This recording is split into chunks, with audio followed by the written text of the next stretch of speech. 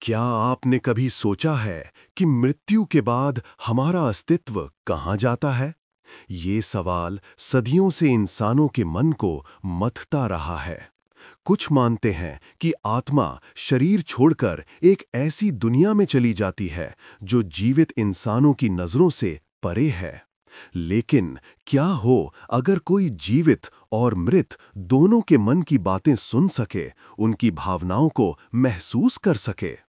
ये कहानी है बनारस की रहने वाली वाणी की, जिसका जीवन भगवान शिव की भक्ति और उसके पिछले जन्म के प्रभाव से जुड़ा था। वाणी जन्म से ही अत्यंत धार्मिक थी। उसका मन हमेशा भगवान शिव की भक्ति में डूबा रहता था। बचपन से ही वो काशी के मंदिरों में घंटों बैठकर शिवलिंग की पूजा करती, मंत्रों का जाप करती और ऐसा लगता जैसे उसका कोई गहरा नाता शिव से है। गांव के लोग कहते थे कि वाणी का पिछले जन्म में कोई गहरा रिश्ता भगवान शिव से रहा होगा। शायद वो कोई तपस्विनी थी जिसकी तपस्या अधूरी रह गई थी। इसीलिए इस जन्म में वो बार-बार शिव के दर्शन और उनकी कृपा की तलाश में रहती थी। वाणी के पिता पंडित विश्वनाथ एक विद्वान और बनारस के मशहूर ज्योतिषी थे। वो वाणी की भक्ति को देखकर कहते, बेटी, तुम्हारा ये लगाव कोई साधारण नहीं है, ये तुम्हारे पिछले जन्म का पुण्य है। वाणी को बचपन से ही आत्माएं दिखाई देती थीं। बनारस के घाटों पर, मंदिरों की सीढ़ियों पर या रात के सन्नाटे में वो छायाओं को देखती थी।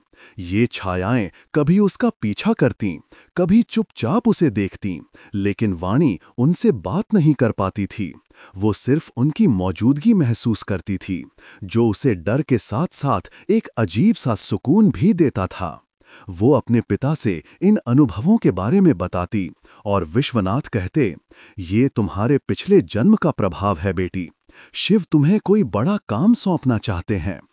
अगले दिन बुधवार को वाणी अपने पिता के साथ अलखनाथ मंदिर गई थी। पूजा के दौरान जब वो शिवलिंग के सामने ध्यान में डूबी थी, उसे एक अलौकिक अनुभव हुआ।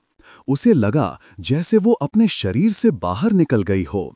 एक चमकती रोशनी में उसे भगवान शिव के दर्शन हुए। उनकी आंखों में अनंत करुणा थी और उन्होंने वाणी से कहा, तुम मेरी चुनी हुई हो। जीवित और मृत दोनों के मन को सुनो, उनकी पीड़ा को समझो और उन्हें मुक्ति दो। उस क्षण के बाद वाणी की शक्ति बदल गई। अब वो न सिर्फ आत्माओं को देख सकती थी, बल्कि उनके मन की बातें सुन सकती थी, उनकी भावनाओं को महसूस कर सकती थी और यहाँ तक कि जीवित लोगों के अंतर मन की गहराइयों को भी पढ़ सकती थी। ये उसकी नई और उन्नत शक्ति थी, जीवित और मृत दोनों के विचारों और भावनाओं को सुनने और समझने की क्षमता। अगली सुबह वाणी ने आत्माओं और लोगों की मदद शुरू की। वो आत्माओं की अधूरी इच्छाओं को सुनती और जीवित लोगों के दुखों को समझती। लेकिन इस शक्ति ने उसे समाज से अलग-थलग कर दिया। लोग उसे शिव की साध्वी कहकर पुकारने लगे, लेकिन कुछ उसे अजीब भी मानते थे। विश्वनाथ ने उसे हिम्मत दी और कहा, तुम्हारा रास्ता कठिन है, लेकिन शिव तुम्हारे साथ हैं।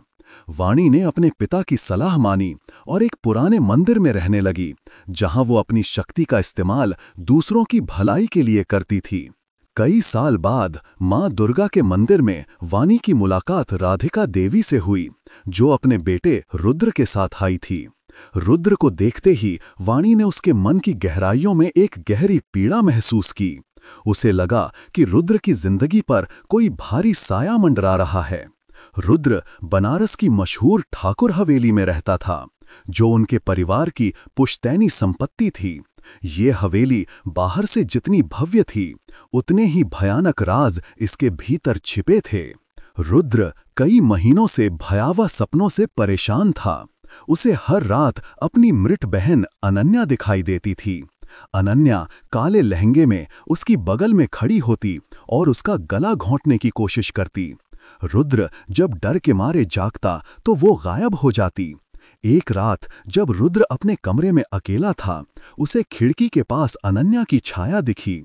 वो छाया हवेली की सीढ़ियों की ओर बढ़ी रुद्र डरते हुए भी उस छाया के पीछे गया। सीढ़ियों के अंत में एक पुराना कमरा था जो हमेशा बंद रहता था। जैसे ही उसने दरवाजा खोला, उसे अनन्या दिखी, काले लहंगे में, जिसके पैर उल्टे थे। उसका चेहरा गुस्से से भरा था और वो चीखी, तुझे मेरी सजा भुगतनी होगी। रुद्र डर के मारे बेहोश हो गया। राधिका, जो अपने बेटे की हालत से परेशान थी, उसे मां दुर्गा के मंदिर ले गई, जहां उनकी मुलाकात वाणी से हुई। वाणी के पिता विश्वनाथ भी वहां मौजूद थे और उन्होंने राधिका को वाणी की शक्ति के बारे में बताया। राधिका को वाणी में उम्मीद की किरण नजर आई। विश्वनाथ ने सुझाव दिया कि वाणी और रुद्र की शादी कर दी जाए, ताकि वाणी रुद्र को इस अंधेरे से बचा सके। वाणी और रुद्र की शादी हो गई और वाणी ठाकुर हवेली में आ गई। हवेली में कदम रखते ही वाणी को एक अजीब सी घुटन महसूस हुई। एक रात जब वो पानी लेने रसोई गई, लौटने पर उसने देखा कि रुद्र के बिस्तर के ऊपर अनन्या की आत्मा हवा में तैर रही थी। उसकी आंखें खून की तरह लाल थीं। वाणी ने अपनी नई शक्ति का इस्तेमाल किया और अनन्या के मन की गहराइयों में प्रवेश किया। उसने देखा कि अनन्या की आत्मा पिछले जन्म के एक श्राप से बंधी थी। पिछले जन्म में अनन्या एक तवायफ थी, जिसे ठाकुर परिवार के एक पुरखे ने धोखा दिया था। उसकी मृत्यु के बाद उसने श्राप दिया था कि वो हर जन्म में ठाकुर परिवार को सताएगी। इस जन्म में अनन्या रुद्र की बहन बनी, लेकिन उसकी मृत्यु एक दुर्घटना में हो गई और उसका श्राप अभी भी हवेली पर मंडरा रहा था।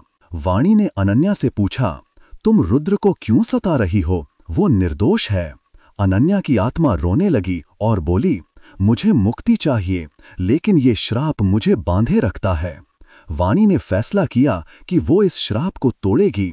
उसने अपने पिता विश्वनाथ से सलाह ली, जो तंत्र मंत्र और ज्योतिष में निपुण थे।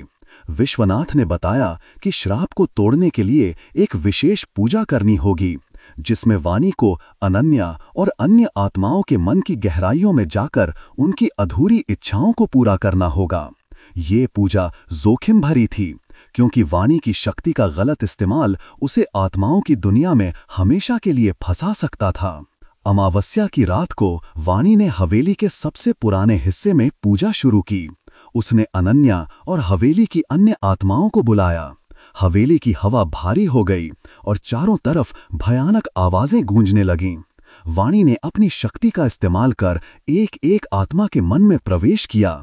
उसने अनन्या की कहानी सुनी और जाना कि उसकी अधूरी इच्छा थी कि ठाकुर परिवार उसकी मृत्यु के लिए माफी मांगे। वाणी ने रुद्र और राधिका को इकट्ठा किया और अनन्या की कहानी सुनाई। रुद्र ने अपनी बहन की आत्मा से माफी मांगी, ये स्वीकार करते हुए कि परिवार के पुरखों ने गलतियां की थीं। वाणी ने जीवित लोगों के मन की बातें भी सुनी। उसने रुद्र के मन में गहरा अपराध बोध महसूस किया, जो अनन्या की मृत्यु के लिए खुद को जिम्मेदार मानता था। वाणी ने उसे सांत्वना दी और कहा कि ये उसकी गलती नहीं थी। पूजा के अंत में वाणी ने विश्वनाथ के बताए मंत्रों का जाप किया और अपनी शक्ति से जीवित और मृत के बीच एक सेतु बनाया। हवेली से एक तेज रोशनी निकली और अनन्या सहित सभी आत्माएं धीरे धीरे मुक्त होने लगीं। अनन्या ने वाणी को धन्यवाद दिया और कहा, तूने मुझे मेरे पिछले जन्म के श्राप से मुक्त कर दिया। हवेली का श्राप टूट गया और रुद्र को अब कोई भयावह सपने नहीं आए। वाणी और रुद्र ने ठाकुर हवेली को एक आध्यात्मिक केंद्र में बदल दिया, जहां लोग अपनी समस्याओं का समाधान ढूंढने आते थे। वाणी की शक्ति अब न सिर्फ आत्माओं को मुक्ति दिलाती थी, बल्कि जीवित लोगों के मन के बोझ को भी हल्का करती थी। विश्वनाथ ने इस केंद्र की देखरेख में उनकी मदद की। वाणी की भक्ति और शक्ति बनारस में एक किंवदंती बन गई। लोग कहते थे कि वो शिव की सच्ची भक्त थी, जो जीवित और मृत दोनों की पुकार सुनती थी। लेकिन क्या हवेली के सारे राज वाकई सामने आ गए, या फिर वाणी के पिछले जन्म का कोई और रहस्य अभी भी अनदेखा है, जो भगवान शिव के अगले संदेश का इंतजार कर रहा है? अगर आपको यह रहस्यमय दुनिया पसंद आई हो तो हमारे चैनल को लाइक और सब्सक्राइब करना न भूलें, ताकि आप हमारी अगली कहानी का हिस्सा बन सकें।